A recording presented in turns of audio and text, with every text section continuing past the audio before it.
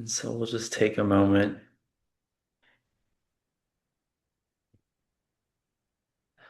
to settle in to being right here, right now, wherever we are.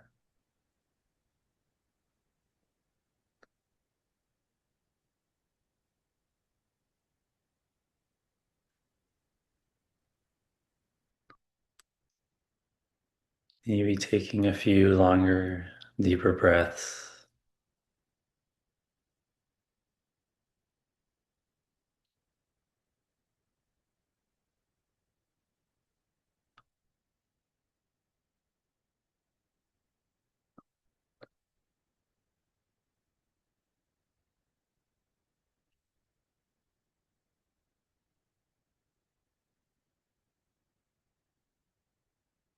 Allowing the exhale to be long.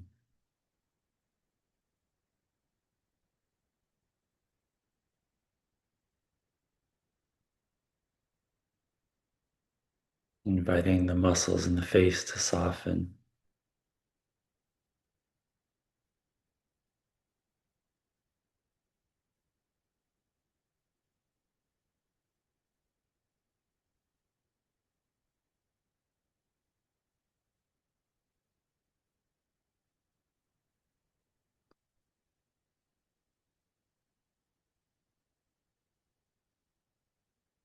Relaxing the space between the back of the head and the neck.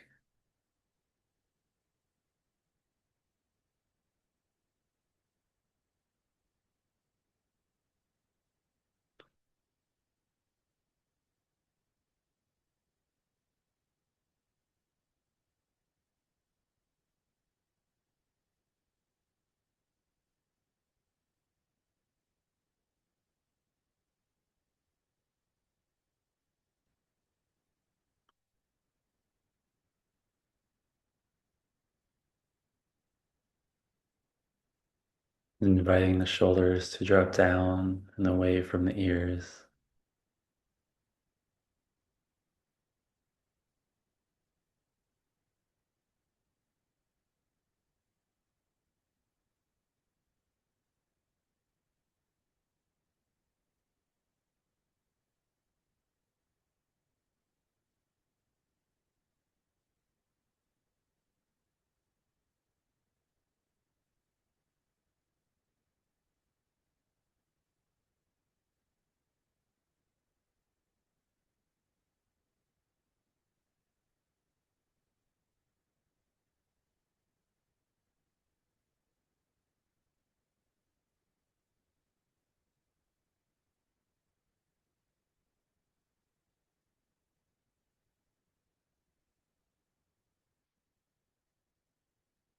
Aware that there is a body sitting,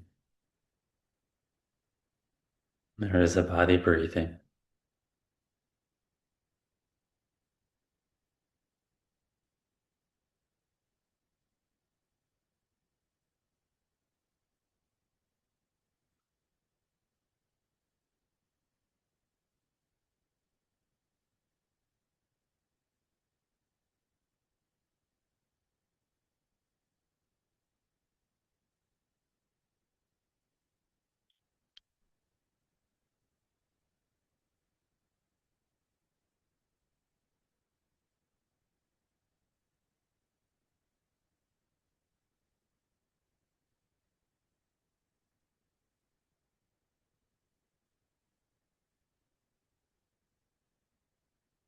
Aware of the belly rising and falling.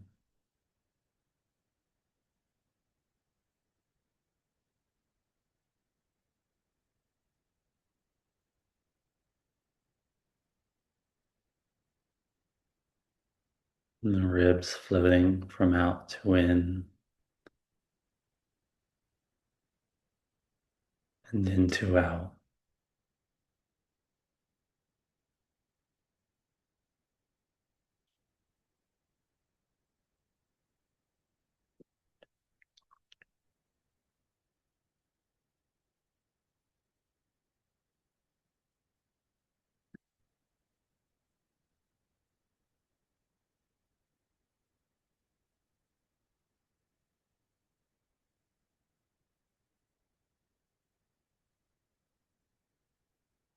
Aware of the chest expanding and collapsing.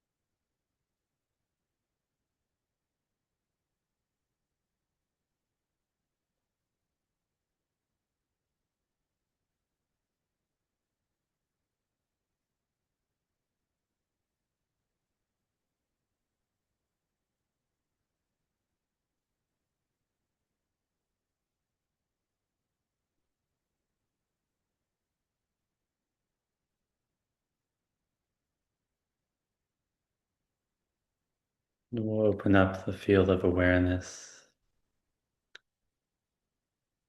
with the simple question of what is the experience of being you right now?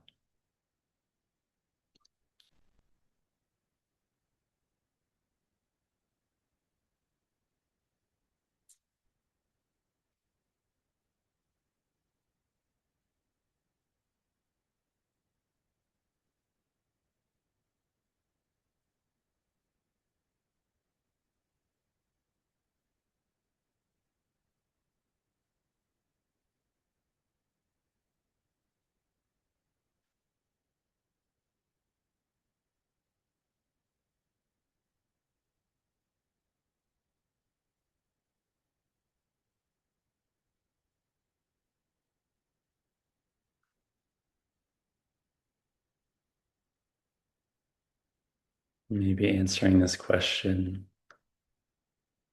by attuning to the six sense doors.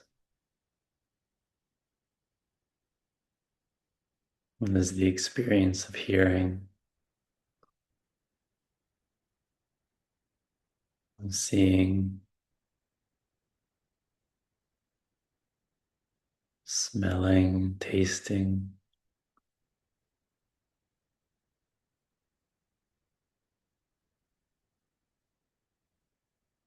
the experience of feeling or touching?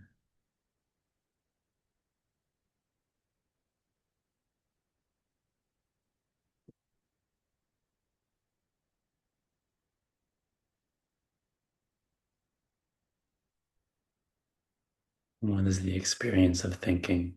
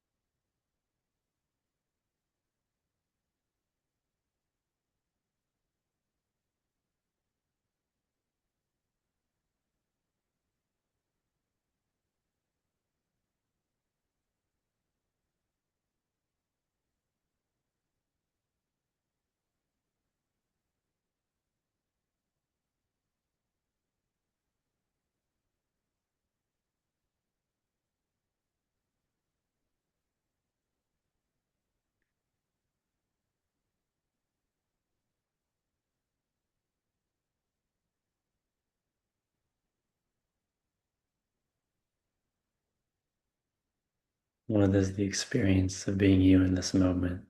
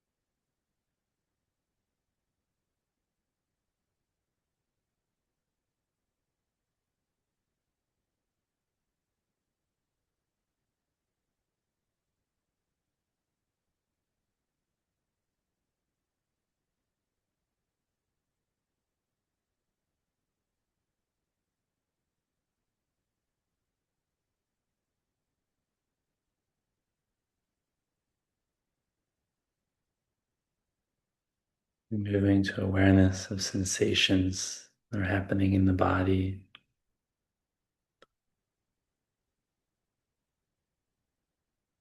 Maybe just moving through and becoming aware of any pleasant sensations or unpleasant sensations.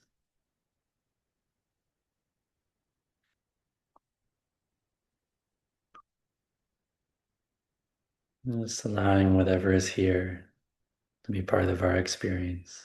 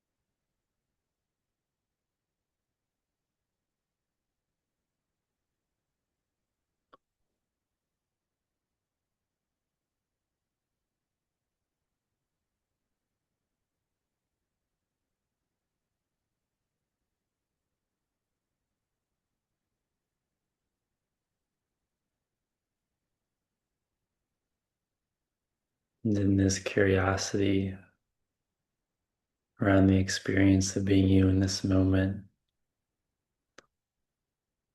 sensations in the body,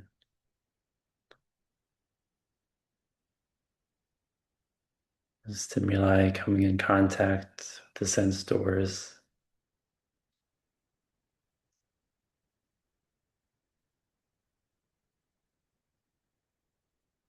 Can you see in this process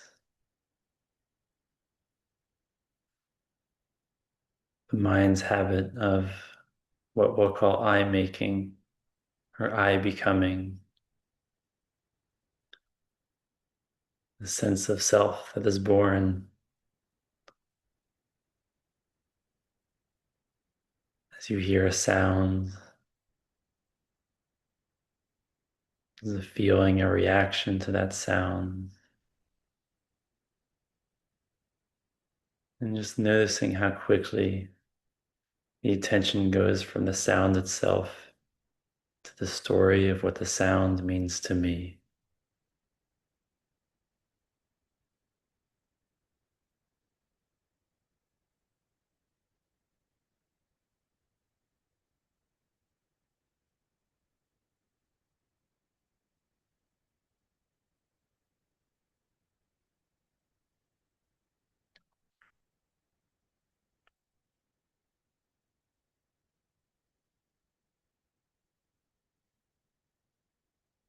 This thing of feeling in the body and how quickly the raw sensations turn into an I like this or I don't like this. Or if I moved like this, it would go away.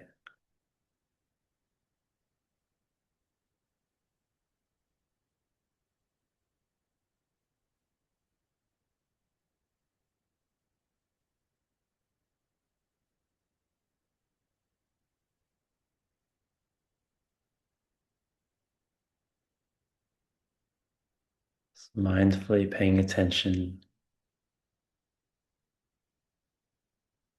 to the proclivity of clinging to self.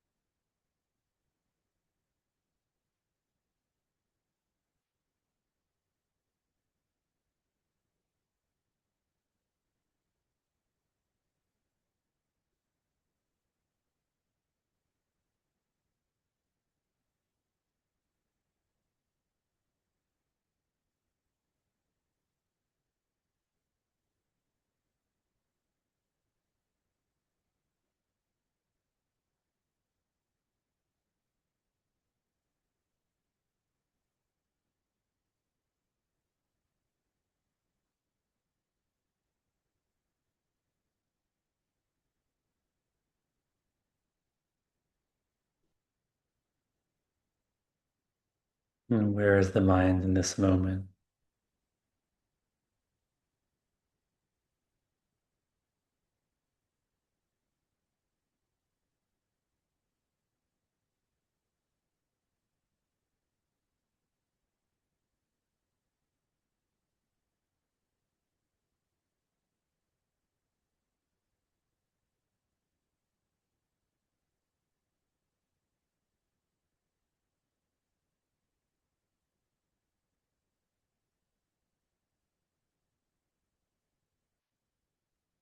Is it in the story of self?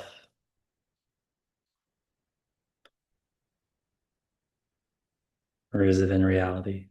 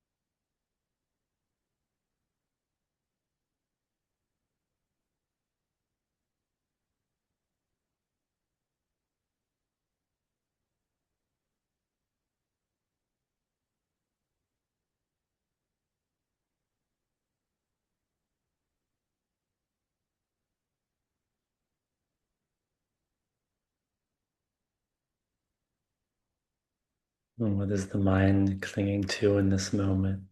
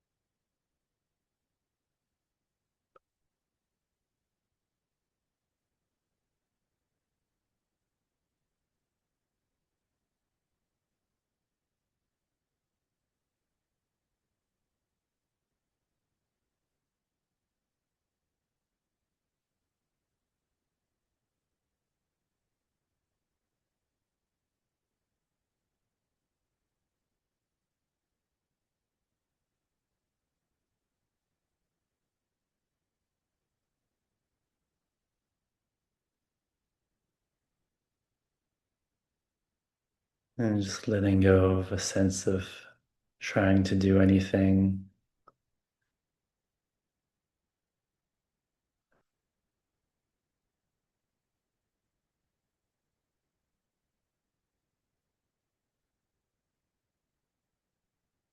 just aware, just awake.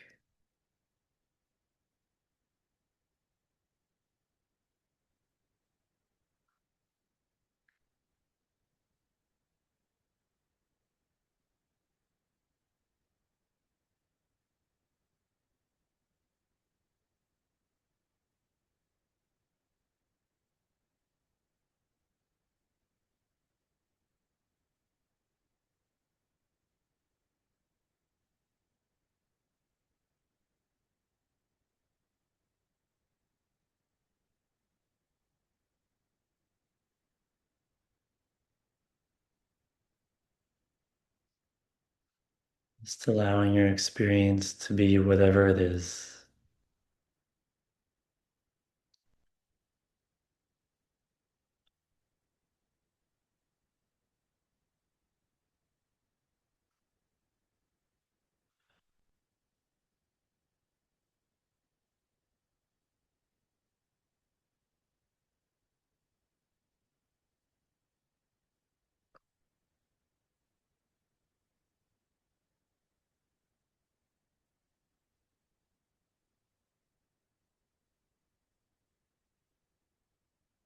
And with a few final deep breaths,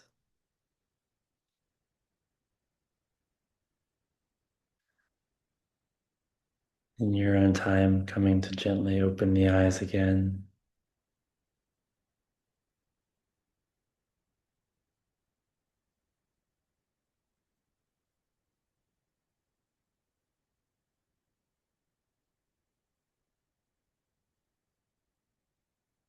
Just aware of what it's like to be here.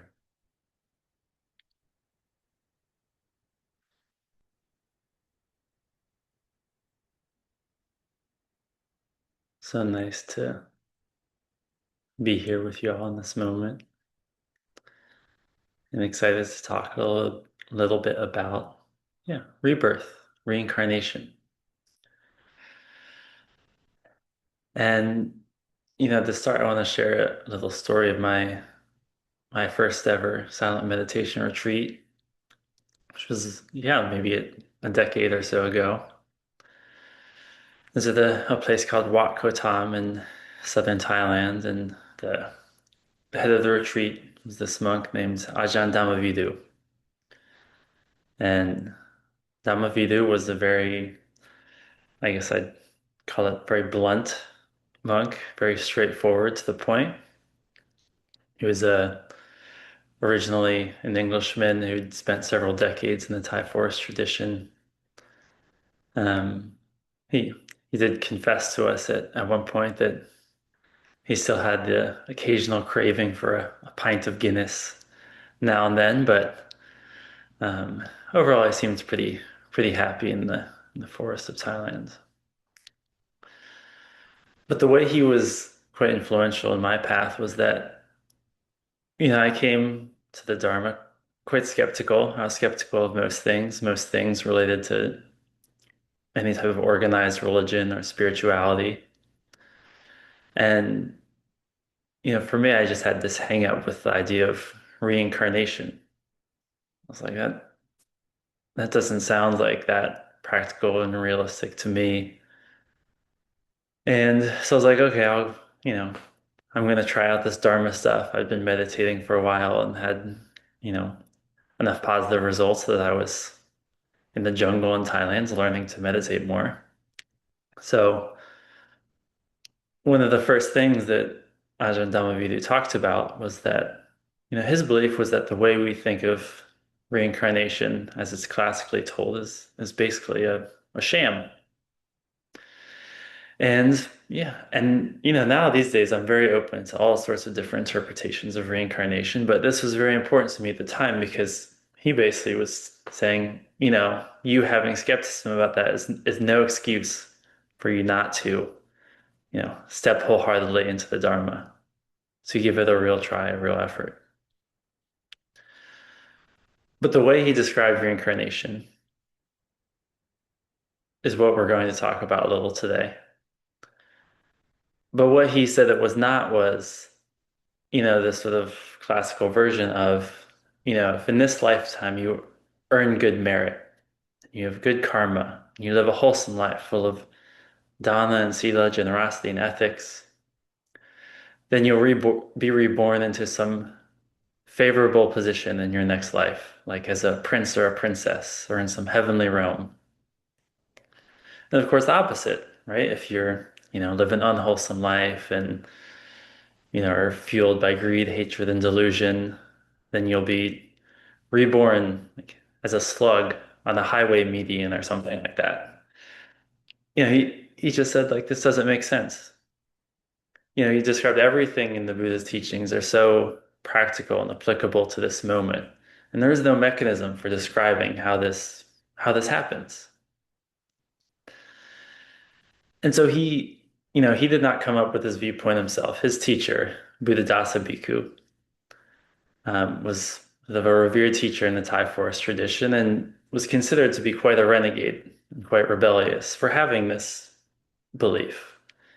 He was considered to be a very great scholar, a meditation master, but he wasn't as popular because he had some of these very rebellious beliefs. And Dhammavidu talked to us. If he would go and he would give talks to local people who do have this view of reincarnation, that okay, if I earn good merit in this life, I'll be reborn in a favorable position. He said if he gave a talk and someone asked him about his view on reincarnation, he would have to be honest. And if he was honest, he would not get a lot of generosity from the people at the talk, which is, of course, how, monks survive. So Buddhadasa Bhikkhu suffered from some of that same thing. He was a contemporary of Ajahn Chah, who many people know as like one of Jack Kornfield's primary teachers. But Buddhadasa Bhikkhu did not have that level of fame for some of his beliefs. But he did not come up with this idea of this other interpretation of reincarnation, what we'll call the moment-to-moment interpretation of reincarnation.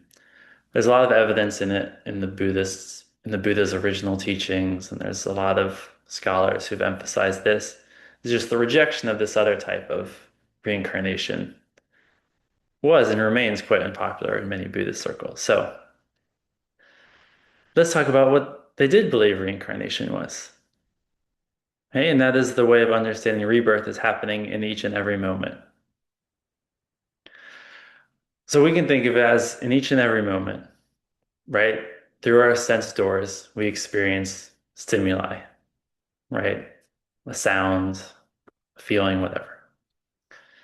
And basically from this, it creates a cascading effect that creates a sense of self. And the creation of that sense of self is rebirth, right? That's what we did in the meditation, right? There's awareness of, okay, we hear a sound of a plane. Oh, I wish planes didn't fly over my house, right? It was just an innocuous sound, but suddenly there is a self that is created because I don't like that a plane is flying over my house right now. Okay? A sense of self is born. Okay? We can think of that simply as reincarnation. The arising and clinging to aggregates to form a sense of self. So again, we experience this all the time in very practical ways, right? We see a piece of bread, smell a piece of bread, and we instantly begin to make a story about what that piece of bread means to me, right? There's a feeling of hunger, a craving that I want that. Oh, but I'm too skinny. I'm too fat. Oh, I have this other thing I'm going to eat later. And suddenly we're not actually connected to our experience at all. We are connected to what this stimulus means to me, right? And this is the cause of our suffering. This is ignorance. This is delusion. We are not actually connected to reality anymore. So this is what I refer to in the meditation as I making, I becoming. Okay, so the word ego in Sanskrit, ahamkara, its somewhat literal translation is I making. And that's what we're doing. We are creating the ego in that moment. We are I making. Joseph Goldstein is the one who I've used, really used the term I becoming, which I also like quite a bit. I was on a retreat with him and he described just walking in the woods and almost like practicing describing and rating how much he likes trees or doesn't like trees. Oh, that's a good tree. That's a bad tree. I like this one. I don't like that one. If you attune to the mind, it's doing this all the time in very, very subtle ways. Okay? And suffering comes from the egocentric ignorance. It's an illusion of our consciousness that we are the center of the universe and that everything is about me, myself, and I. And this happens very subtly when we're not paying attention. So this is the cycle of suffering, the cycle of samsara, rebirth and death. Right? And escaping the cycle of suffering is the same as escaping the cycle of rebirth. So one way of understanding this is from the Buddhist teachings that some of you may be familiar with on dependent origination.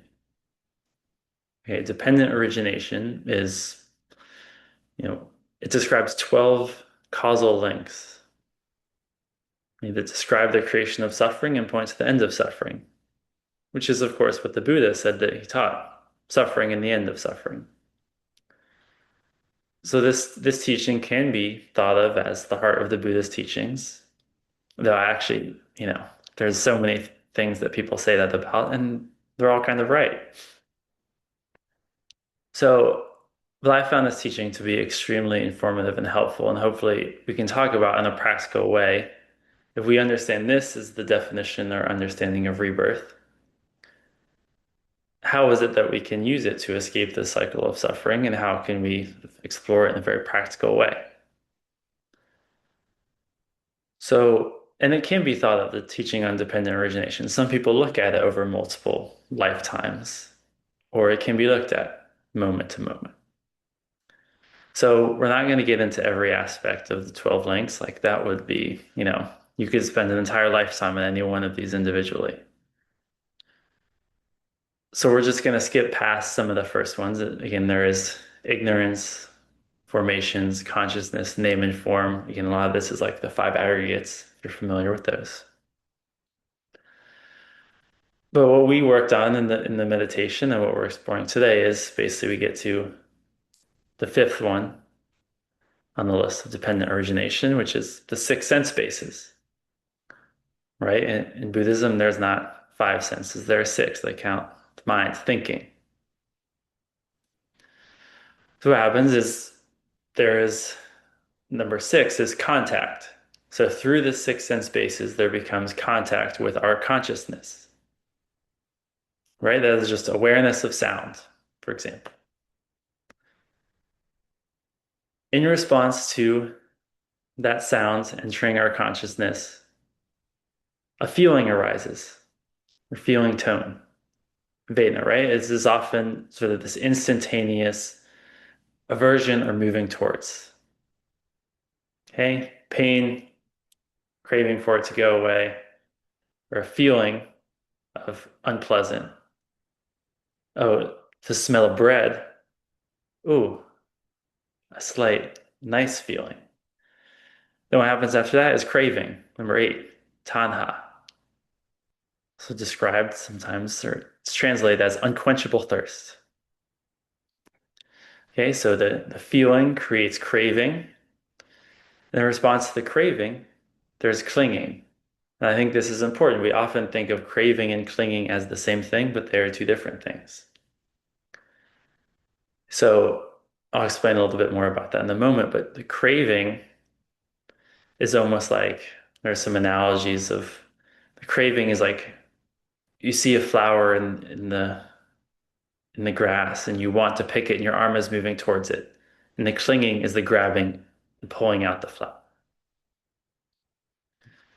Okay, the craving is a thief reaching for someone's bag. And then the clinging is the grabbing on and holding it. Okay, there are two different steps here, and we're going to talk about why that's important. Because again, this is the process of rebirth, of reincarnation that keeps us suffering. Because after clinging is becoming, and after becoming is birth, and after birth is death. Okay? This is happening in every moment where a self is being born. Okay, with mindfulness, we can sort of cut some of the links in this chain. And I'll talk specifically about how we do that. But, right, this happens just a piece of bread. Suddenly a self is born. So, again, this moment to moment description is essentially going from experienced stimulus through our senses with the lens of ignorance. And that leads to feeling, which leads to craving, which leads to clinging, which leads to becoming, which leads to birth, which leads to death. And it starts all over again. Okay? In every moment, we are born again. And our ignorance is that we are one static, sort of fixed self. that is there, right? I see on Francesca's Zoom, right? It's a picture of a candle, of a flame. And this is often a description for each flame that you see is new again, but it seems like it is continuous, right? Because it's imperceptible that it is a new flame in every moment, but it is. So that's another useful analogy that Francesca's picture just reminded me of. So I want to focus on a specific aspect of this chain of dependent origination and then we'll get into a little bit more about how it causes our suffering, because I do want to make this practical, right? I think it's very helpful to know there are multiple interpretations of reincarnation, and certainly we're talking about, you know, not an uncommon one. But let's talk about that, the space where there is feeling, there is craving, there's clinging. Okay, craving is oftentimes what gets the most attention in Buddhist practice, because craving is outlined in the Second Noble Truth as the cause of suffering. So what's been really helpful for me in my practice was that, I at first was demonizing craving so much. I was trying so hard to sort of stop craving from happening. And I had some teachers who've helped me along the way see that, focusing on craving itself actually isn't the best way to stop craving. Okay, that will lead you to be very frustrated and will cause craving for craving to go away. Yeah, right? Things are paradoxical. And right, there can be a wholesome desire, which is a different word for craving to go away. But what my teachers kind of shared with me is that focusing on feeling tone, Vedana, and focusing on the clinging is actually much more instructive in the long term for reducing the craving overall and bringing us closer to the end of suffering. So one teacher, Bhante Rahula, who, he said that craving does sort of symbolize the end of suffering, but it's also something that does not cease until the the third stage of enlightenment. And there are four stages of enlightenment. And so this is what's called the non-returner phase. And I don't know about anyone else here, but I am nowhere close to the third stage of final enlightenment. So he's like, if you're just beating yourself up over having craving, then you're just sort of wasting your time because it's going to be here. But what he did describe is that feeling tone is a great place to connect to non-self. Okay, so if we can just be with, again, when we talk about feeling, we're talking about more like raw sensations rather than emotions. Okay, so we experience raw sensations in the body, like a pain in the foot. Okay, so there is an unpleasant sensation in the foot, and then almost instantly there will be craving for that to go away. And it's okay, the craving can be there, but we can go back to the feeling tone, or if we're very mindful, we can be with the feeling tone before the craving happens. And just attune with curiosity to the sensations themselves. Because, right, there is unpleasant sensation, and then there is, I want this to go away. Those are vastly different things. Okay, there's a lot of research that mindfulness can be a very effective intervention for physical pain. And in large part because of this reason, because we can experience physical pain without it being through the lens of ignorant egocentrism. That I don't like this, I don't want this. Right? Resistance is often the cause of suffering. It's the expression that, suffering equals pain times resistance. So if there is zero resistance to pain, there is no suffering. So we return back to the feeling itself, Vedana, feeling tone. And I do this practice a lot. It's just noticing sensations in the body and, labeling them pleasant, unpleasant, right? We don't need to pretend that pain is not pain. The unpleasant is not unpleasant. That pleasant is not pleasant. We come to this, and if we can practice not taking things personally, right? Not turning things into a story of self. And we can even be aware of, okay, craving can arise. And this is where we'll talk about clinging. Craving can arise, but if we do not cling to it, then craving can just arise and pass away as well. So what I'd say here is that that is a great place to practice. It's okay if craving arises. If we are aware, there is still a difference between craving and abiding by that craving, right? That was the analogy with the picking the flower and the thief, right? There's fine to reach for something that we want, but if we have the mindful awareness, if we can sort of cut the link at clinging, which is basically turning the craving into a story of self that I need this, right? Craving is almost this like instantaneous feeling. And clinging is the belief that I have to abide by that craving. That is much easier to work with actually than the craving itself. Okay? So, like the bread, right? We see it through our eyes, sense doors, make contact with our consciousness. Feelings of pleasantness arise. And there is a craving based on wanting pleasantness. And we cling to that craving with the belief that I need that bread. That is what leads to the becoming and the birth. Okay? And the thing we cling hardest to is our self. Right? In clinging, the root of clinging, there are several types of clinging, but the main root of clinging, I've heard it described as sort of the mother of all clinging, is called Attva Upadana. Okay? Just clinging to self. So, I want the idea of not being born again sounds quite scary in a way.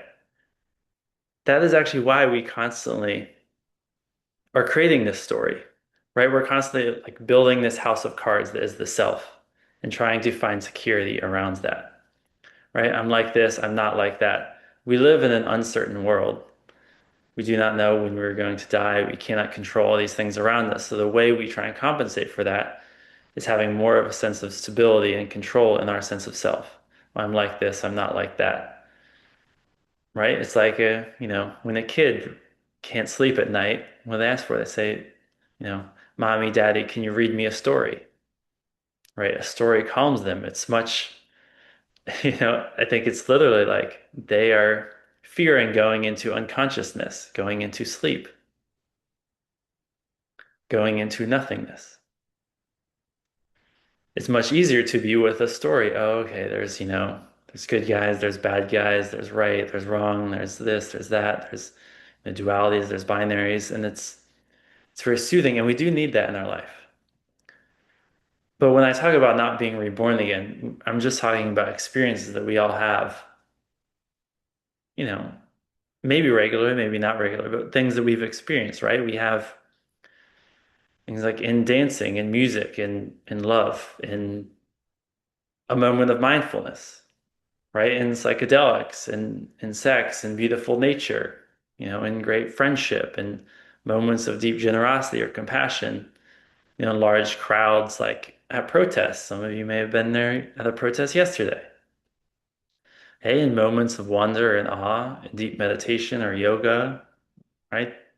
Even, deep concentration on a specific task. And ask, okay, what are nice about these experiences? Okay, well, sort of an absence of self. There's just being. And that's all we're talking about when we're talking about the self not being reborn again in that moment, right? So for me, like in this moment, I'm really enjoying giving this talk. I'm having fun. If I'm in the back of my head and there's a strong sense of self, oh, Jason, you can't say it this way. You gotta say it that way. Oh, you're messing up. Oh, you're doing great. You're amazing. That is all just creating suffering. It is taking me out of the present moment. Right? I said in the meditation that, are you connected to the story of self or are you connected to reality? Teacher Punjaji once said that reality is simply the loss of the ego.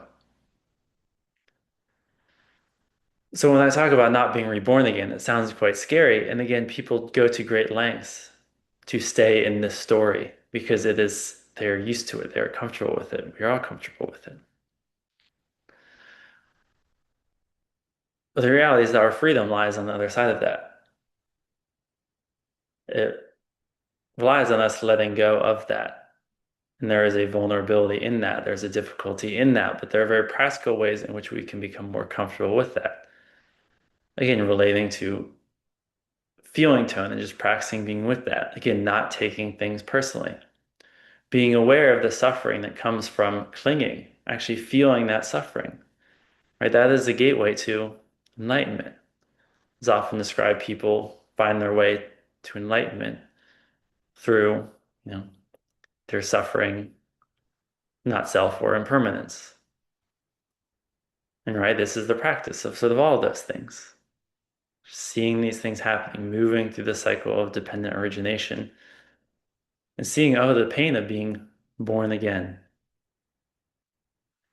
So, my invitation that although this idea is conceptually terrifying, to play with this idea of not being born again and notice the suffering that comes from being born again in each moment.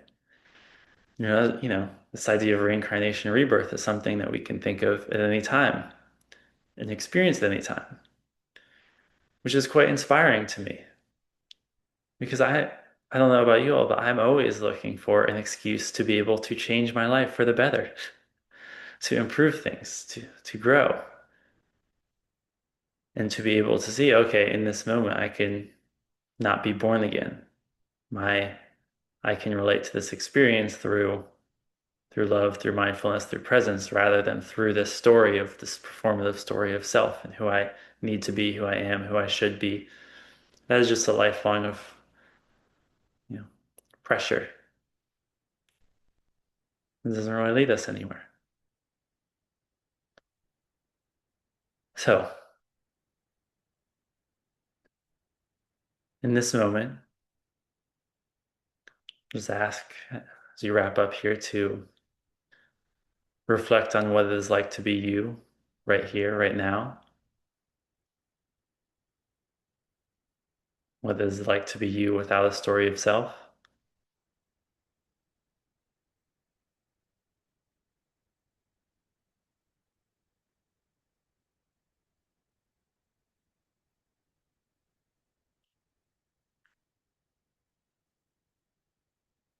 And from here, we'll open it up to conversation or discussion, again, which could be anything around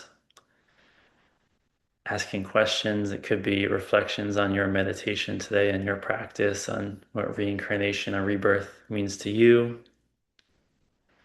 Again, knowing that, I shared some views on reincarnation and rebirth that I really have no idea about. Whether I will be, maybe I'll be reborn as a slug on the highway median for espousing such ignorant views. We don't know yet.